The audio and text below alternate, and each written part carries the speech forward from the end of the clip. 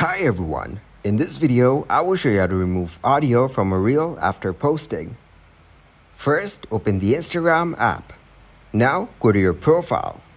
Here you'll find your previously posted reel. Tap to open the reel. You can see the song associated with it.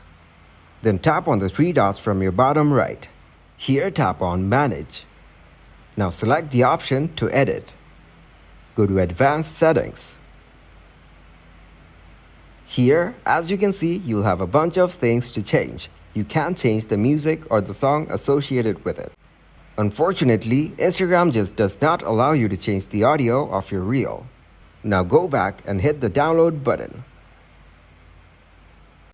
Once it will be downloaded, you can re-upload it with different audio. If you guys got some value, make sure to leave a like and subscribe to the channel. Until next time, goodbye.